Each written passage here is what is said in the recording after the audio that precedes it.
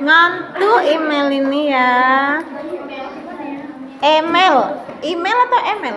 Jambi Bu. Amel Bu. Ya Bu.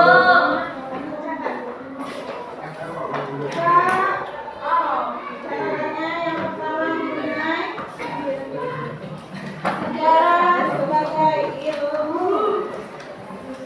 Kalau sejarah berasal dari bahasa Arab itu asal katanya dari mana? Apa? Kalau dari bahasa Arab? Siapa? Syajaratun. Syajaratun artinya apa? Sejarah. Pohon. Artinya pohon. Kalau dari bahasa Yunani kata sejarah itu bagaimana? Yunani. Histori artinya juga sejarah.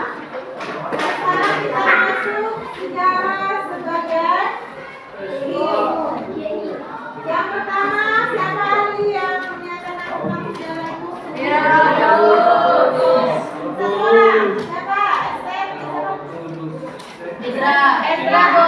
Gimana? Apa katanya? Menjelaskan sejarah perputaran jatuh bangunnya seorang tokoh, masyarakat dan peradaban. Oke, yang kedua, Nopal mana? Ini yang kedua, baca.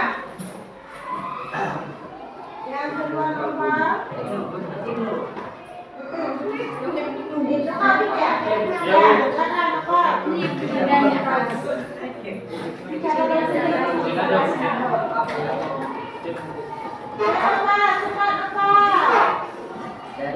Dari siapa ini sebagai catatan tentang masyarakat umat manusia atau peradaban dunia dan perubahan-perubahan yang daripada watak manusia. Oke, katanya ada catatan tentang manusia.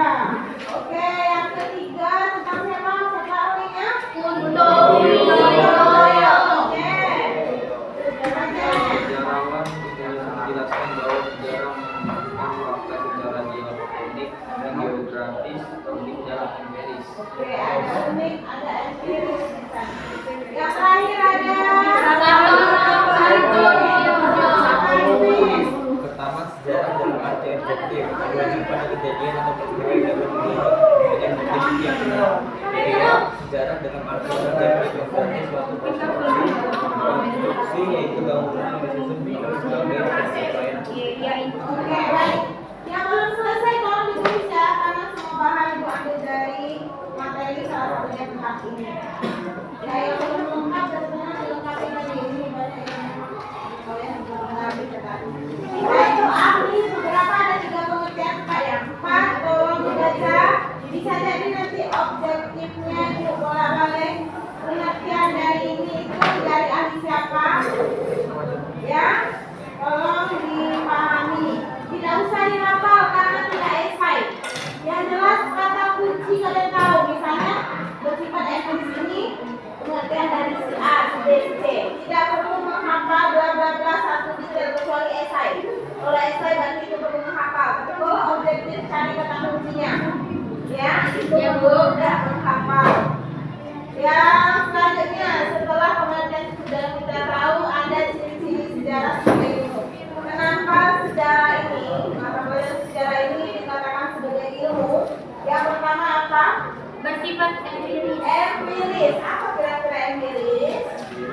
Berdasarkan pada pengamatan manusia. Nah, empiris itu berdasarkan dari pengalaman nyata, pengalaman fakta, pengalaman seseorang yang sedang, yang telah, yang tahu tentang kejadian suatu peristiwa itu.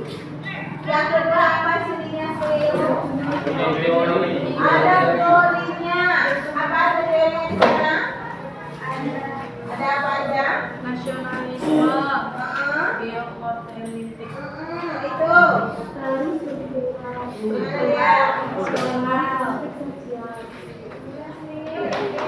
Ada teorinya. Kausalitas. Nah, ada teori, ada hukum sebab akibat. Kenapa kita punya ada orde lama. Kenapa ada orde lama? Berarti sebelumnya ada penjajah. Kenapa ada penjajahan? Berarti sebelumnya pernah kita dijajah, yaitu masa kejayaan kerajaan. Jadi ada hubungan kausalitas, sebab akibat. Makanya ada teorinya. Yang ketiga apa cirinya? Apa? Ada objeknya. Objek itu apa? Benda. Tuh ada sasaran yang akan dibahas. Tidak membahas masalah yang nggak jelas. Semua sejarah itu bahasanya jelas. Ada objek yang dituju. Ya, makanya dikatakan sebagai ilmu. Yang keempat apa lagi? Generalisasi. Apa itu generalisasi? Seperti yang bilang tadi, ada generalisasi, ada turunannya. Ini terjadi, berarti sebelumnya ada peristiwa ini. Jadi ada generalisasi, ada step by step. Ya, ada langkah-langkahnya.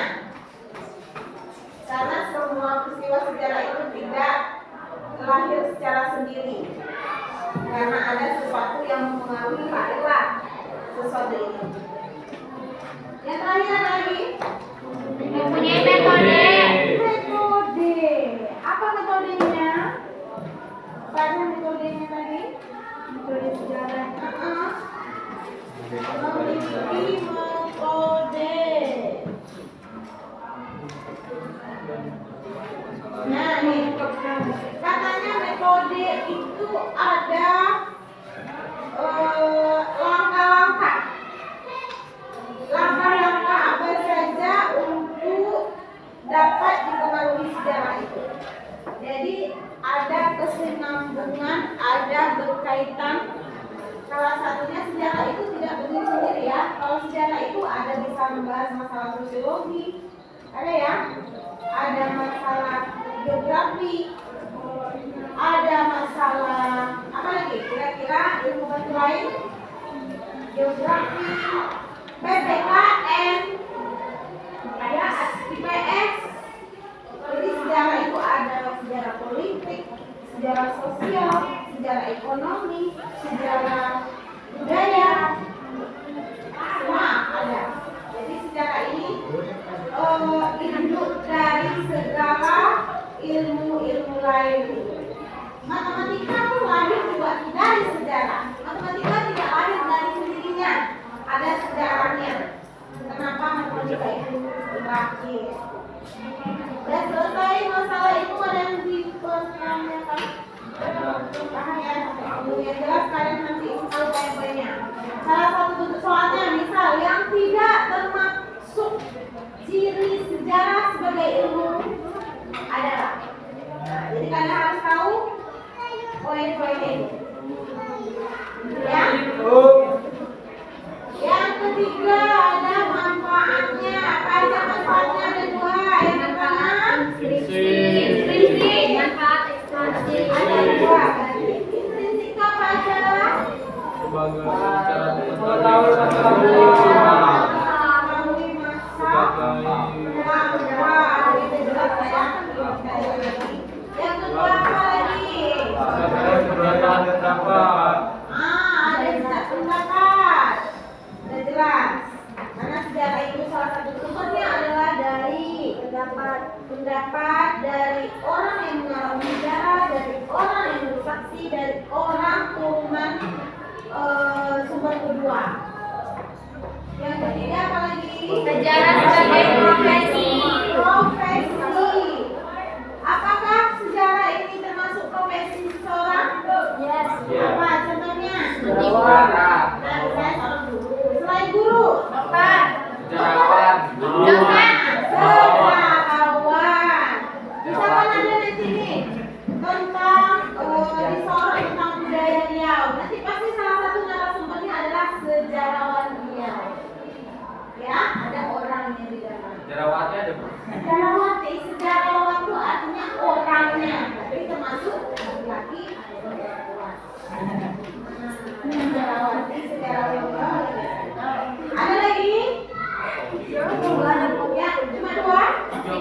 Tiga, udah tiga. Yang ekstrinsik. Sejarah sebagai pendidikan moral. Nah, pendidikan moral. Kenapa pendidikan moral? Karena apa yang terjadi sekarang adalah harapan cita-cita dari orang-orang sebelum kita. Moralnya apa? Kita harus, kalaupun tidak kita punya sesuatu yang bisa kita berikan kepada negara, kalau tidak kita punya rasa empati.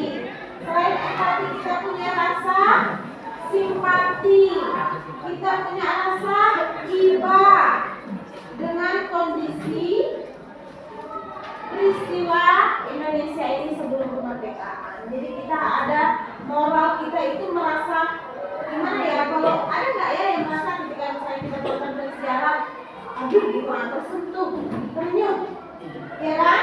Nah, jadi itu sebenarnya adalah pesan moral untuk kita. Ada kita bisa memberikan sesuatu yang baik dan berprestasi untuk membanggakan Indonesia ini. Karena salah satu tugas kita adalah melanjutkan estafet perjuangan. Bukan perjuangan seperti mereka, tapi perjuangan dari cara kita. Salah satunya adalah berprestasi baik yang akademik maupun akademik. Nah, sekarang lagi marah-marahnya ya. Ya. Apa marah-marahnya yang bilang kehidupan muda-mudi. Ya, jangan sampai tidak hanya gunting, tapi jangan sampai kehidupan muda-mudi itu dikuasai lebih dari 30% diri kalian. Misalnya lagi ujian nih, siapa masuk? Ini salah satu penghambat saya untuk mencapai cita-cita saya. Kalau sudah mengganggu aktivitas dan tujuan utama kita sebagai pelajar, mengganggu, di skip. Itu sebenarnya normal sih. Karena memang zaman kali ini masa-masa yang memang pergaulannya sudah lumayan muncul. Tapi jangan sampai terbuai. Jangan habiskan pikiran, perasaan, materi kita untuk hal-hal yang belum tentu menjadi jodoh kita.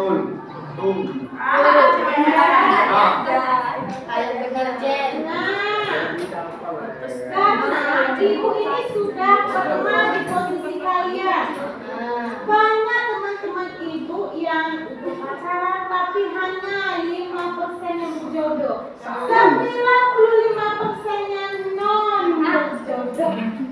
Jadi jangan capek-capek menjaga Jodoh orang. yang tersindir Ya udah, tapi dipaksa aja. ya. Kalau nggak, Lebih baik olahraga ya. iya. Betul Bu. Iya Bu. Tidak ada fokus kita ke sana sini, tujuan kita jelas. Nanti kalau sudah pakai seragam, jodoh kita seragam pula nanti. Jangan terburu-buru, menikah tidak seindah ini. Betul. Berarti ada ini. Kan kita bilang. Ya, sudah tidak rahasia umum lagi apa yang sudah terjadi di sekolah kita. Cukup jadikan pelajaran. Kasihan orang tua udah ngasih uang jajan dia hari. Nanti Tirulah kakak ini. kalau berikan senyum kebahagiaan, jangan tangis kekecewaan. Ya kan? Ya, tolong. Begitu juga selain mudah-mudi juga ibu harapkan yang merokok di jalan nanti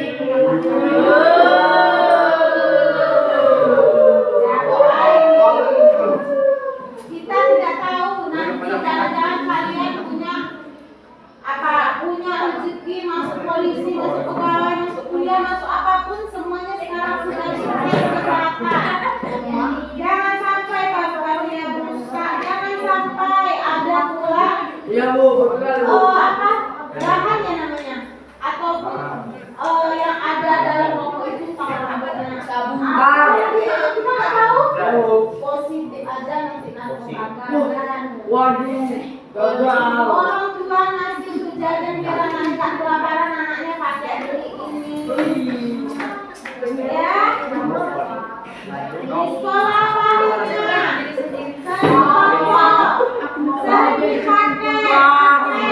dipakai itu chip. Ya, sampai di sekolah tidur, sakit saya bu, pusing saya bu, karena nggak tidur. Kalian pura-pura sakit agar tidak bersekolah. Orang tua kalian pura-pura sehat biar kalian selalu bisa sekolah. Ya, tolong sadari terus, sadari, karena ini cuma 3 tahun. Bersabar. Kalau tidak sabar, jangan sampai hanyut terbawa arus. Ya, hati-hati. Jangan terpengaruh teman-teman. Duduk singkirkan. Kamu tidak banteng kalau nggak merokok. Kalau ada cewek yang bilang nggak ganteng mau nggak rokok, berarti ceweknya nggak bagus.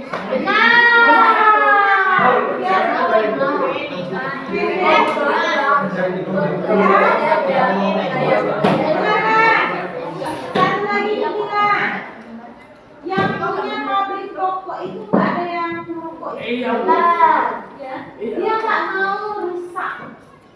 Dia mau orang yang merokok itu aja. Yang anehnya mau pula.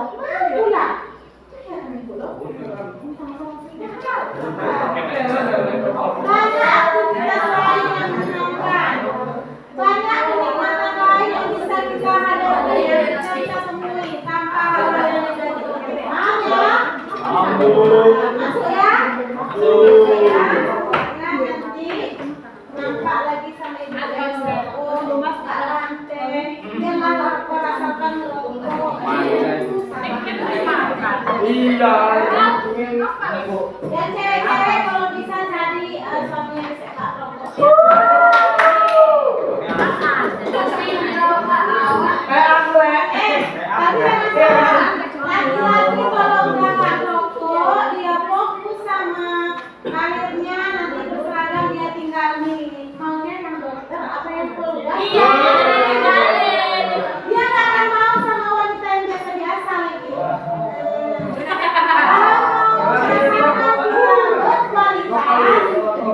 Kualitaskan diri kita dulu, ya. Karena dulu kita adalah cerminan diri kita.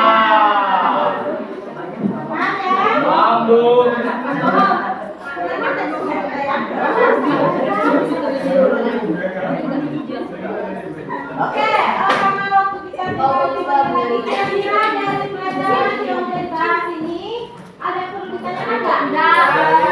Paham? Tolong nanti ingat kata kuncinya. Tidak usah dihafal, tapi diingat. Oh ini. Ya. Apa? ABC semua pilihan ganda A sampai E soal 35. Oke, Bu. Ya. Minggu ini kita sudah 2, minggu depan kita dan sini. Satu lagi isi. Pas ya? Pas. Punya bagi yang belum siap dan tolong di kalau siap nanti beritahu ya. Baik, Bu. Udah siap nah. Aku mau lihat selanjutnya.